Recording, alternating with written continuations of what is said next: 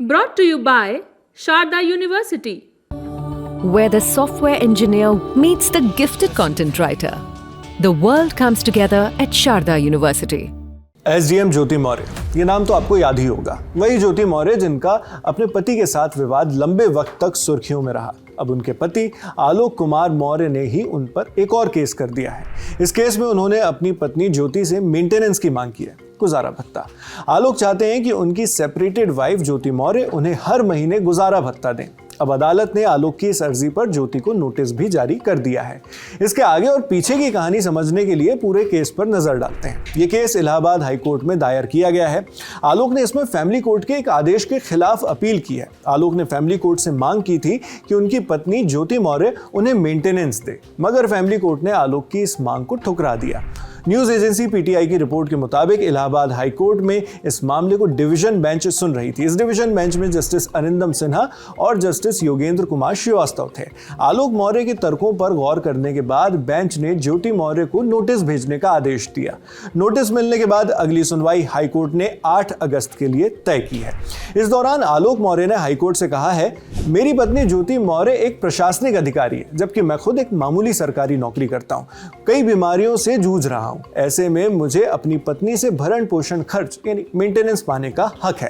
ये सब आलोक ने कहा। आलोक के वकील ने अदालत में दलील दी कि प्रयागराज के फैमिली कोर्ट ने 4 जनवरी को उनकी मेंटेनेंस की अर्जी खारिज कर दी थी, जिससे वो आहत हैं, आलोक आहत हैं। याचिका में आलोक ने अपनी इनकम की भी बात की। बताया कि एक आम सफाई कर्मी होने के नाते उनकी आय बहुत कम है। हालांकि ज्योति एक अधिकारी हैं, इसलिए वो ठीक ठाक कमा लेती हैं। इसी को आधार बनाकर आलोक ने मेंटेनेंस खर्च की मांग की है। हालांकि उनकी अपील में एक दिक्कत थी। उन्होंने फैमिली हाई कोर्ट का फैसला आने के 77 दिन बाद अपनी अपील दाखिल की। अगर इतनी देरी हो जाए तो कोर्ट पहले ये जानना चाहता है कि आपने इतनी देरी की क्यों। तो यहाँ पर उन्हें यह भी बताना होगा, साथ ही इसे माफ करने के लिए एक अलग अर्जी भी लगानी पड़ती है।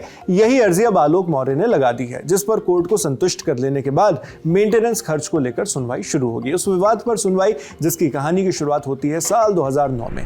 इसी साल आलोक कुमार मौर्य की नियुक्ति पंचायत राज विभाग में सफाई कर्मचारी के रूप में हुई। इसके अगले ही साल 2010 में उन्होंने ज्योति मौर्य से शादी कर ली। आलोक दावा करते हैं कि इसके बाद उन्होंने प्रयागराज में अपनी पत्नी ज्योति की पढ़ाई के लिए हर संभव कोशिश की, लेकिन उनका आरोप है कि 2015 में ज्योति मौर्य के पीसीएस एग्जाम क्लियर कर लेने के बाद ज्योति के एसडीएम बनते ही उनका व्यवहार एकदम से बदल गया, यानी ज्योति का व्यवहार। ज्योति कथित तौर पर आलोक के परिवार के साथ भी खराब रवैया करने लगी। 2023 में यह विवाद इतना बढ़ गया कि सोशल मीडिया पर भी इसकी काफी चर्चा हुई। तब लगभग 1 साल तक यह केस सुर्खियों में रहा था।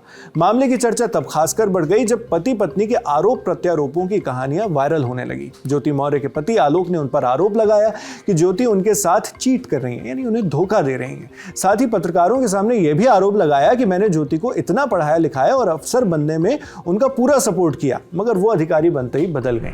वहीं ज्योति ने भी अपने पति आलोक पर और उनके ससुराल पक्ष पर प्रताड़ना के आरोप लगाए थे। मामला इतना बढ़ा कि फैमिली कोर्ट में तलाक का केस भी डाला गया। इसी केस में फिर आलोक मौर्य ने हिंदू मैरिज एक्ट की धारा 24 के तहत ज्योति से गुजारा भत्ते की मांग की है, जिसे फैमिली कोर्ट ने 4 जनवरी 2025 को खारिज कर दिया था। फिर इसी मांग को लेकर अब आलोक इलाहाबाद हाईकोर्ट पहुंच चुके हैं। फिलहाल हाईकोर्ट में अपील और नोटिस के बाद यह देखना होगा कि अगली सुनवाई में क्या रुख सामने आता है। जो भी होता है आप तक खबरें पहुंचती रहेंगी, हम खबरें पहुंचाते रहेंगे। आप इस पूरी खबर पर क्या सोचते हैं कमेंट बॉक्स में लिखकर जरूर बताएं।